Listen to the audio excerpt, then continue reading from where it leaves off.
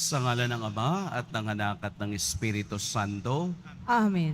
sumainyo ang Panginoon. At sumaiyon. Mga kapatid, sa sandali ng katahimikan, ating isipin at pagnilayan ang ating mga nagawang kasalanan at ihingi ng tawad ang mga ito upang tayo'y maging marapat gumanap sa banal na pagdiriwang.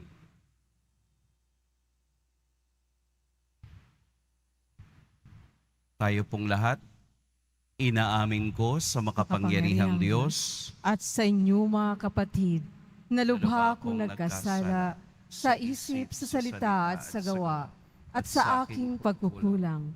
Kaya isinasamo ko sa mahal na Birheng Maria, sa lahat ng mga anghel at mga banal, at sa inyo mga kapatid, na ako'y ipanalangin sa Panginoong ating Diyos. Kaawaan tayo ng makapangyarihang Diyos, patawarin tayo sa ating mga kasalanan at patnubayan tayo sa buhay na walang hanggan. Amen. Panginoon, kaawaan mo kami. Panginoon, kaawaan mo kami. Kristo, kaawaan mo kami. Kristo, kaawaan mo kami. Panginoon, kaawaan mo kami. Panginoon, kaawaan mo kami. Manalangin tayo. Ama naming makapangyarihan, ang mga mabubuti ay iyong ginagantimpalaan sa kanilang ginagawang kabutihan, at ang mga masasama ay iyong binibigyan ng pagkakataong makapagbagong buhay.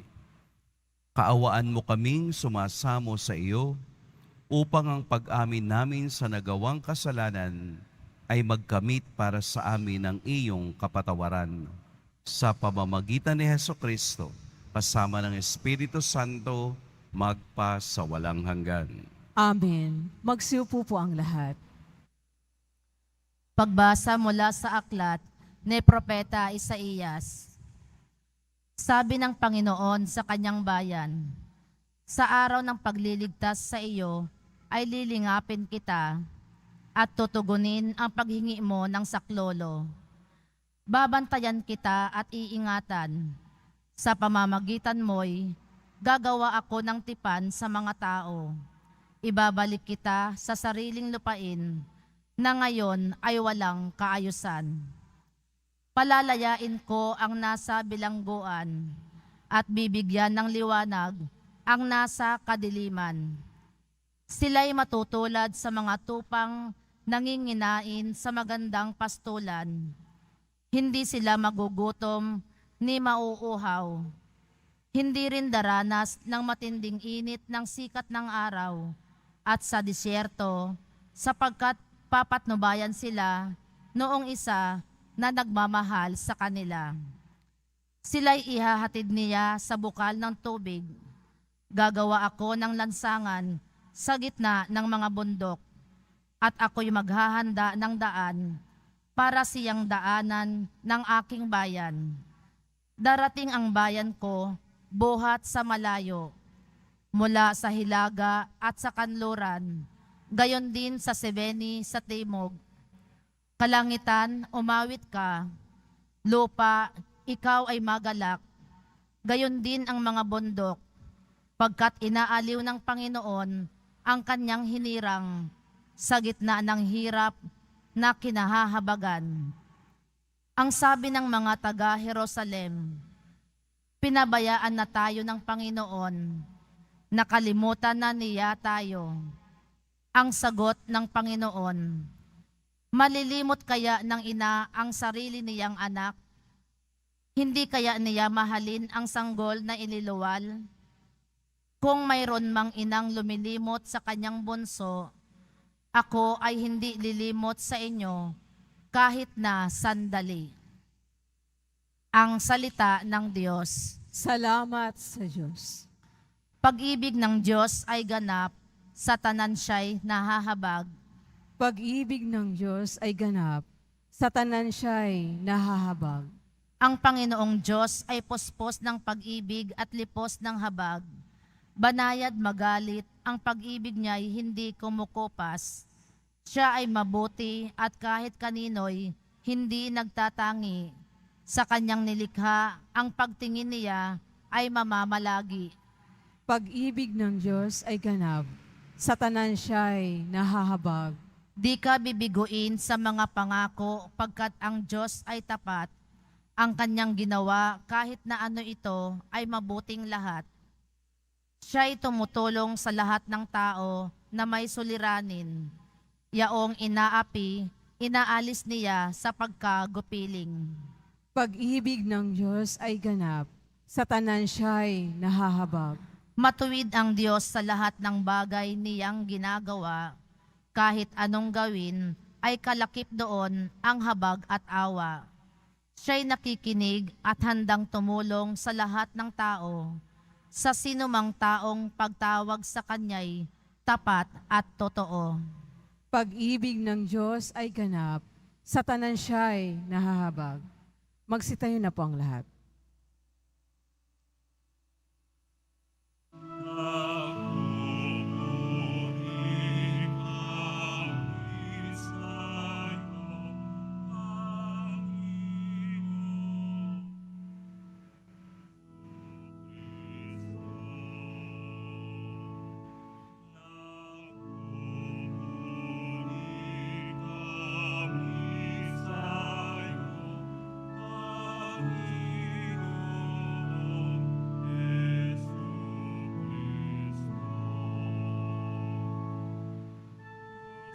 Sa aking abad, lubig tunay na tapat. Puso ko'y gawin kong wagas, nang manatili ang ganap hanggang iyong pag-iligtas.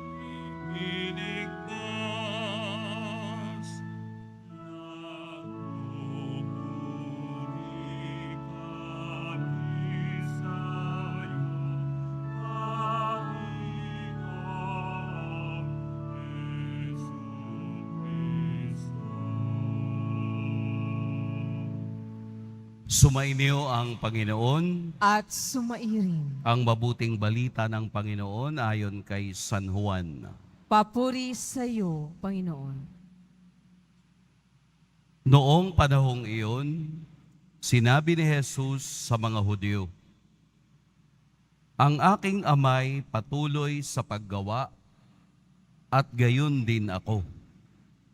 Lalong pinagsikapan ng mga Hudyo na patayin siya, sapagkat nilabag na niya ang batas tungkol sa araw ng pamamahinga, ay sinasabi pa niyang ang Diyos ang kaniyang Ama, at sa gayoy ipinapantay ang sarili sa Diyos.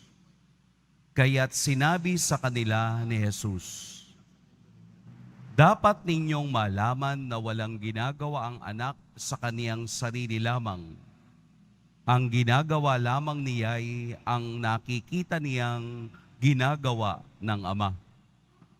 Ang ginagawa ng Ama ay siya ring ginagawa ng anak, sapagkat minamahal ng Ama ang anak at ipinakikita sa anak ang lahat ng ginagawa niya. At higit pa sa mga ito ang mga gawang ipakikita sa kanya ng Ama at manggigilalas kayo. Kung paanong binubuhay ng Ama ang mga patay, gayon din naman bubuhayin ng anak ang sinumang nais niyang buhayin. Hindi humahatol kanino man ang Ama. Ibinigay niya sa anak ang buong kapangyarihang humatol upang parangalan ng lahat ang anak tulad ng kanilang pagpaparangal sa Ama. Ang hindi nagpaparangal sa anak ay hindi nagpaparangal sa amang nagsugo sa anak.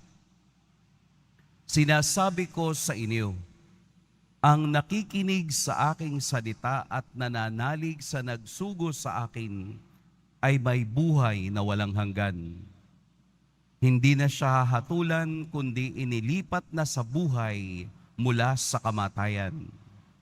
Tandaan ninyo, darating ang panahon, ngayon na nga, na maririnig ng mga patay ang tinig ng anak ng Diyos at ang makinig sa Kaniya ay mabubuhay.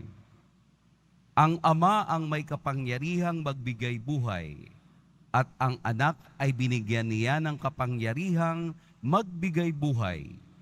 Binigyan din siya ng kapangyarihang humatol, sapagkat siya ang anak ng tao. Huwag ninyo itong pagtakhan, sapagkat darating ang oras na maririnig ng mga patay ang kaniyang tinig. Sila'y muling mabubuhay at lalabas sa kinalilibingan nila. Lahat ng gumagawa ng mabuti ay pagkakalooban ng buhay na walang hanggan, at lahat ng masama ay parurusahan. Wala akong ginagawa sa sarili ko lamang. Humahatol ako ayon sa sinasabi sa akin ng Ama, kaya't matuwid ang hatol ko. Hindi ang sarili kong kalooban ang aking sinusunod, kundi ang kalooban ng nagsugo sa akin. Mga kapatid, ang mabuting balita ng Panginoon. Pinupuri ka namin, Panginoong Hesukristo. Magsiupo po ang lahat. Magandang umaga po sa lahat. Siguro po sa aking binasang ebanghelyo, medyo tayo ay parang sa unang pagkarinig ay mahihirapang unawain ang tunay na kahulugan nito. Para po mas maunawaan natin, ilagay po natin ang ating sarili doon sa sitwasyon kung saan naroon si Jesus. Ito po ay araw ng pamamahinga, Sabbath day, kung saan sa araw ng pamamahinga, siya ay nakipagniig sa iba't ibang tao at sa isang pagkakataon, pinagaling niya ang taong paralitiko. At yung taong paralitiko na yon na gumaling ay nakita ng mga Pariseo at Eskriba o yung mga pinuno ng bayan o magagaling sa kasulatan na ang taong nagpagaling sa iyo ay lumabag sa kautusan ng araw ng pamamahinga o Sabat. Kaya upang ang lalaking ito ay hindi magkaroon ng guilt sa kaniyang pangyayaring tumayo at dinala ang kaniyang higaan, which is bawal sa araw ng pamamahinga, sinabi ng lalaking ito na paralitiko na pinagaling po ako ng isang lalaki na hindi niya nakilala. Pero pagkatapos ng mga oras ay nakilala siya ng mga Hudyo na ito yung lalaking nagpagaling sa paralitiko na lumabag sa kautusan ng araw ng pamamahinga. Kaya po kung mapapansin ninyo sa umpisa ng ating ebanghelyo, sinabi ni Jesus sa mga Hudyo, ang kausap niya dito ay mga Hudyo. Iba't ibang klaseng Hudyo, Eskriba, Pariseo, pinuno ng bayan, ordinaryong mamamayan, kung saan ipinakita niya ang katotohanang hindi nila saklaw, ang katotohanang hindi nila maintindihan na ang kaharap nilang taong ito ay ang anak ng Diyos na may kapangyarihan kahit na sa araw ng pamamahinga. Kaya nga, sinabi ni Jesus, nung harapang iyon, ang kaniyang relasyon at ang kaniyang gawain, lahat ng ito ay nanggagaling sa Ama. Kaya nga naging dalawa yung kaniyang parang ginawang kasalanan ng mga Eskriba at Pariseo. Hindi lamang siya gumagawa ng himala na ipinagbabawal sa araw ng pamamahinga. Ngayon naman ay blasphemy o yung ipinapantay pa niya ang kaniyang sarili sa Diyos. Kaya lalong nagalit ang mga Eskriba at Pariseo. Pero kung ating titingnan, kung si Jesus sa araw ng pamamahinga ay mas mataas kesa sa batas na ginawa ng mga Hudyo, siya rin ay may karapatang magsalita bilang pari, bilang nagtuturo ng tunay na kautusan ng Diyos. Anong kautusan? Ang kautusan ng awa at pag-ibig. Sapagkat sa standard ng tao, katulad ng eskriba at pariseo, mas mahalaga sa kanilang palagi na lang batas ang pinaiiral. Kaya ang batas kapag walang awa ay walang silbi o walang kwenta.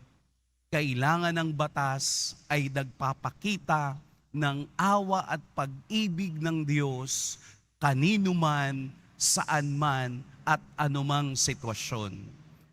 Kaya dahil hindi nila nauunawaan ang sinasabi ni Jesus, siya bilang makapangyarihang binigyan ng karapatan ng Ama, ito rin ang kaniyang ginagawa. Isang kapangyarihang nakaugat sa pag-ibig at nakaugat sa awa. Hindi nakaugat sa batas ng tao, kung hindi nakaugat sa batas ng pag-ibig ng Ama at Anak, at kung ang pag-iibigan ng Ama at Anak ay patuloy na dumadaloy sa kanila, ito ring pag-ibig na ito ang binabahagi ni Jesus sa lahat ng sumusunod sa Kaniya. Marahil ito ang misteryo ng kanilang relasyon, pero ang kanilang relasyon ay relasyon ng pag-ibig, relasyon ng tunay na Diyos at pagkadiwa ng kanilang pagkadiyos. Hindi ito mauunawaan ng tao dahil ang kaisipan ng tao ay limitado sa estado ng pagiging tao. Hindi natin mauunawaan ang pagkadiyos ni Jesus dahil sa kaunahan pa siya ay Diyos na. Hindi natin maunawaan ang pagka-Diyos ni Jesus at ang relasyon niya sa Ama dahil ito ay misteryo ng kanilang pagka-Diyos. Ganito ang limitasyon ng tao. Ang limitasyon ng tao ay katulad lamang din ng kaisipan ng eskriba at pariseo na humatol ng walang katuturan at humatol ayon sa pamantayan ng kaisipan ng tao. Kahit anong gawin po natin, kahit anong aral, kahit na ang buong libro ay ating ma-memorize, hindi natin maaarok ang kaisipan ng Diyos dahil iba ang pamantayan ng Diyos sa pamantayan ng tao. Ang ating lamang magagawa ay ang sumunod sa binigyan ng kapangyarihan, ang Poong Jesus Nazareno. Kaya po sa ibang parte ng Ebanghelyo, sinabi sa atin, lahat ng gumagawa ng mabuti ay pagkakalooban ng buhay na walang hanggan at lahat ng masama ay parurusahan. Ibig pong sabihin, there is no in between. Gagawa ka ng masama upang ikaw ay gantimpalaan ng buhay na walang hanggan o patuloy kang gagawa ng masama at tanggapin mo ang iyong kaparusahan. Kung tayo ay naniniwala at sumusunod sa Diyos, naniniwala at yumayakap sa mga halimbawa ng Poong Jesus Nazareno, hindi tayo maliligaw. Palaging mabuti ang ituturo nito, palaging awa, palaging pag-ibig ang tunay na ibibigay nito. Ito tayo ngayon, ito ang ating sinusundan, ang Diyos ng pag-ibig at awa at hindi Diyos ng batas ng tao. Huwag nating limitahan ang ating kakayahang gumawa ng mabuti sapagkat araw-araw ang Diyos ay nagbibigay ng halimbawa sa kaniyang mga salita na ang pagiging mabuti at paggawa ng mabuti ay magdadala sa atin sa buhay na walang hanggan.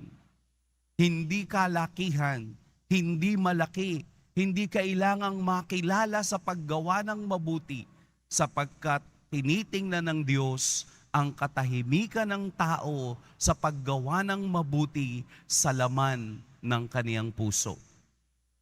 Hindi natin kailangang i-advertise, hindi natin kailangan sabihin sa iba, hindi natin kailangang ipangalandakan ang kabutihang ating ginagawa sapagkat ang taong mabuti ay nakikita sa gawa.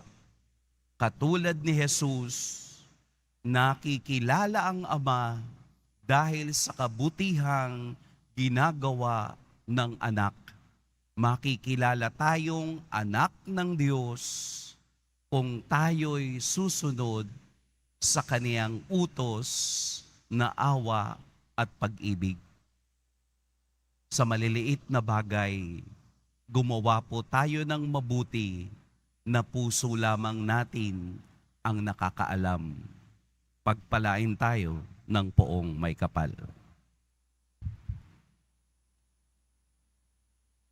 Magsitayo na po ang lahat. Minamahal kong mga kapatid, habang inilalapit natin ang ating mga kahilingan sa dambana ng Diyos, hingin natin ang lakas at pananampalataya upang makasunod sa kaniyang kalooban. Ama, ikaw ang lahat sa amin. Ama, ikaw ang lahat sa amin. Para sa Santo Papa, ang minamahal na si Francisco, itinalaga ng Diyos bilang kahilili ni Pedro at ministro ng mga kawan ni Kristo upang siya ay laging mapuno ng kaalaman, kasiyahan at lakas ng Espiritu Santo sa kanyang walang patid na paglilingkod sa mga Kristiyano at sa lahat ng tao. Manalangin tayo. Ama, ikaw ang lahat sa amin. Atin nawang talikuran ang kasalanan ng buong puso at maging masunurin sa mga batas ng Diyos. Manalangin tayo. Ama, ikaw ang lahat sa amin. Ang lahat ng nagdaranas ng pagsubok at pag-uusig dahil sa kanilang pananampalataya, naway magtiyaga at magtiwala sa Diyos. Manalangin tayo. Ama, ikaw ang lahat sa amin. Atin nawang masundan ang halimbawa ni Jesus at makiayon tayo sa kalooban ng Diyos. Manalangin tayo. Ama, ikaw ang lahat sa amin. Ama naming nasa langit, tulungan mo kaming iayon ang aming sariling kalooban sa iyong kalooban upang makapamuhay kami sa paraang ninanais mo. Hinihiling namin ito sa pamamagitan ni Kristong aming Panginoon.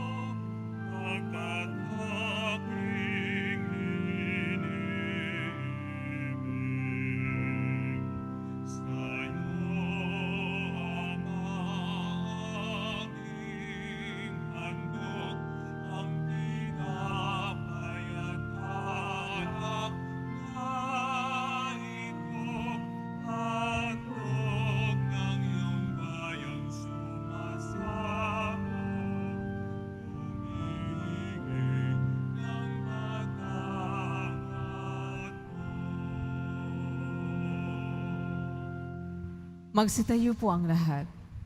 Manalangin kayo mga kapatid upang ang paghahain natin ay kalugdan ng Diyos amang makapangyarihan.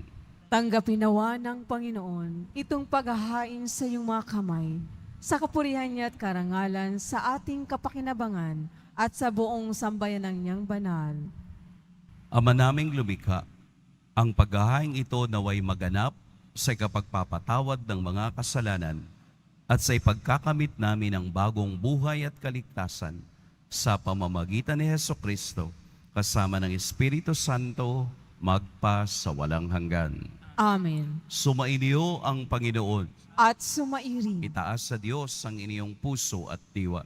itinaas na namin sa Panginoon. Pasalamatan natin ang Panginoong ating Diyos. Marapat na siya ay pasalamatan. Ama naming makapangyarihan, tunay ngang marapat na ikaw ay aming pasalamatan sa pamamagitan ni Hesukristo na aming Panginoon. Sa aming kusang pagtitiis ng hirap, tinutulungan mong aming maitumpak ang kinamihas ng pagsalungat sa pananagutang iyong iniatas. Sa aming pagtulad sa anak mong mahal na nagpakasakit para sa tanan, ang pagsisikap namin iyong kinalulugdan at ang pagpapakabuti namin iyong ikinararangal. Kaya kaisa na mga anghel na nagsisiawit ng papuri sa iyo, nang walang humpay sa kalangitan, kami nagbubunyi sa iyong kadakilaan.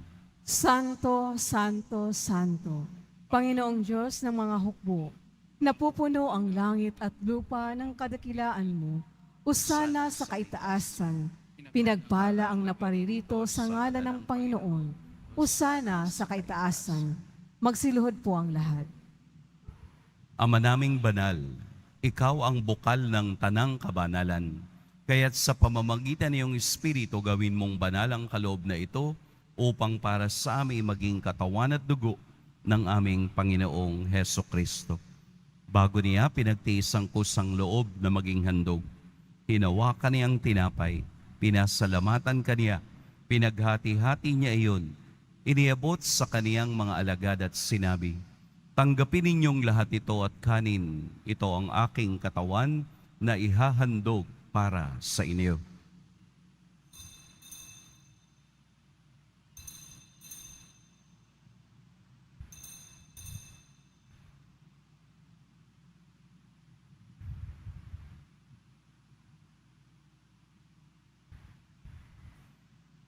Gayun din naman noong matapos ang hapunan, hinawakan niya ang kalis, muli kaniyang pinasalamatan. Inabot niya ang kalis sa kaniyang mga alagad at sinabi, "Tanggapin ninyong lahat ito at inumin. Ito ang kalis ng aking dugo, ng bago at walang hanggang tipan. Ang aking dugo na ibubuhos para sa inyo at para sa lahat, sa kapatawad ng mga kasalanan. Gawin ninyo ito sa pag-alala sa akin."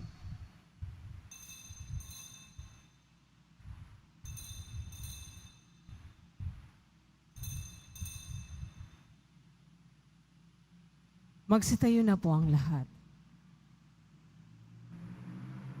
Ipagbunyi natin ang misteryo ng pananampalataya. Si Kristo'y namatay, si Kristo'y nabuhay, si Kristo'y babalik sa wakas ng panahon. Ama, ginagawa namin ngayon ang pag-alala sa pagkamatay at muling pagkabuhay ng iyong anak. Kaya't iniaalay namin sa iyo ang tinapay na nagbibigay buhay at ang kalis na nagkakaloob ng kaligtasan. Kami nagpapasalamat dahil kami iyong minarapat na tumayo sa harap mo para maglingkod sa iyo. Isinasamo namin kaming magsasalo-salo sa katawan at dugo ni Kristo ay mabuklod sa pagkakaisa sa pamamagitan ng Espiritu Santo.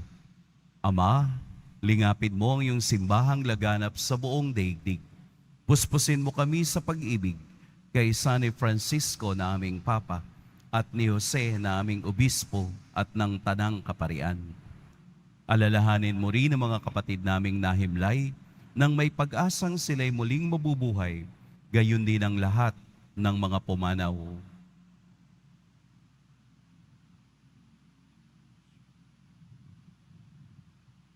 Kaawaan mo sila at patuloyin sa iyong kaliwanagan. Kaawaan mo at pagintapating kaming lahat na makasalo sa iyong buhay na walang wakas. Kaisa ng mahal na Birheng Maria na ina ng Diyos, ng kabiyak ng puso niyang si San Jose, kaisa ng mga apostol ni San Juan Bautista, at ng lahat ng mga banal na namuhay dito sa daigdig ng kalugod-lugod sa iyo, maipagdiwang nawa namin ang pagpupuri sa ikararangal mo sa pamamagitan ng iyong anak na aming Panginoong Hesukristo.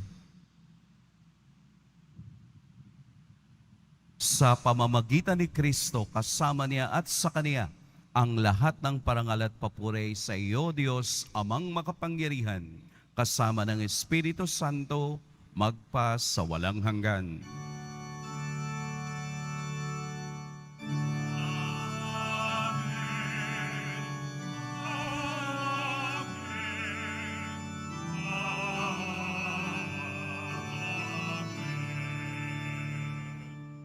Sa tagubilin ng nakagagaling na utos at sa turo ni Jesus na Panginoon natin at Diyos, ipahayag natin ng lakas loob. Ama namin, Sumasalangit ka, sambahin ang ngalan mo, mapasa amin ang kaharian mo. Sundin ang loob mo dito sa lupa para nang sa langit. Bigyan mo kami ngayon ng aming kakanin sa araw-araw at patawarin mo kami sa aming mga sala para ng pagpapatawad namin sa nagkakasala sa amin.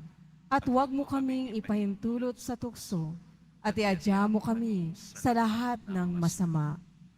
hinihiling namin kami iadya sa lahat ng masama. Pagkalooban ng kapayapaan araw-araw, iligtas sa kasalanan at ilayo sa lahat ng kapahamakan. Samantalang aming pinananabikan ang dakilang araw ng pagpapahayag ng tagapagligtas naming si Hesukristo. Sapagkat iyo ang kaharian at ang kapangyarihan at ang kapurihan magpakailanman. Amen. Panginoong Hesukristo, sinabi mo sa iyo mga apostol, kapayapaan ang iniiwan ko sa inyo, ang aking kapayapaan ang ibinibigay ko sa inyo. Tunghayan mo ang aming pananampalataya at huwag ang aming pagkakasala. Pagkalooban mo kami ng kapayapaan at pagkakaisa ayon sa iyong kalooban, kasama ng Espiritu Santo, magpa sa walang hanggan. Amen. Ang kapayapaan ng Panginoon naway laging sumainiyong lahat. At sumairin. Magbigayan kayo ng kapayapaan sa isa't isa. Peace. Kordero ng Diyos na nag-aalis ng mga kasalanan ng sanlibutan, maawa ka sa amin. Kordero ng Diyos na nag-aalis ng mga kasalanan ng sanlibutan, maawa ka sa amin. Kordero ng Diyos na nag-aalis ng mga kasalanan ng sanlibutan, ipagkaloob mo sa amin ang kapayapaan. Magsiluhod po ang lahat. Narito si Jesus, ang pundasyon ng relasyon ng Diyos Ama at Diyos Anak. Ito ang kordero ng Diyos na nag-aalis sa mga kasalanan ng sanlibutan. Mapapalad ang inaanyayahan sa kaniyang piging. Panginoon, Di karapat hindi ako dapat karapat-dapat na magpatuloy magpatuloy sa iyo. Ngunit sa isang salita mo lamang ay gagaling na ako.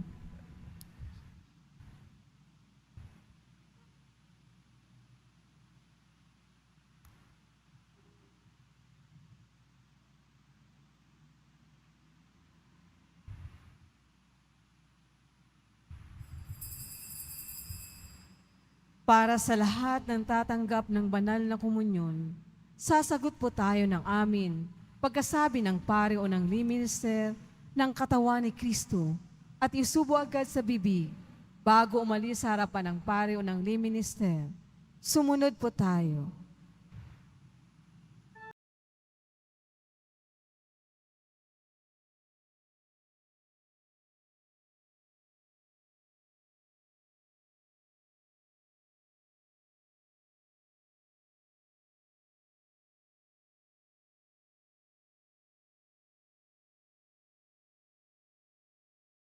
Tayo na po ang lahat. Manalangin tayo.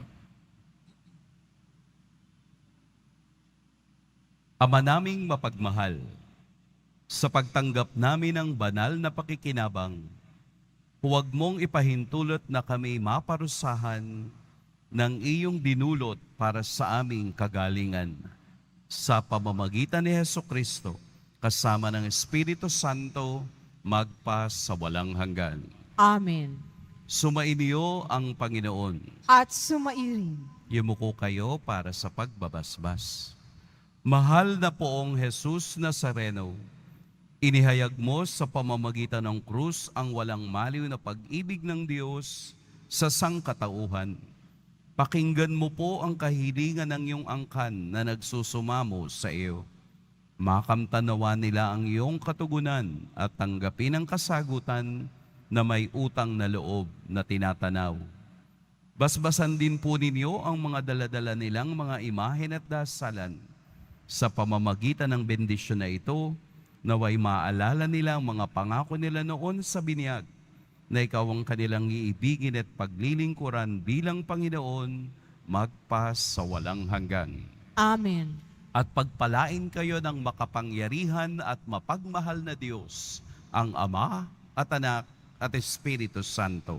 Amen. Tapos na ang ating pagdiriwang, humayo kayong taglayang kapayapaan ng poong Jesus Nazareno. Salamat sa Diyos.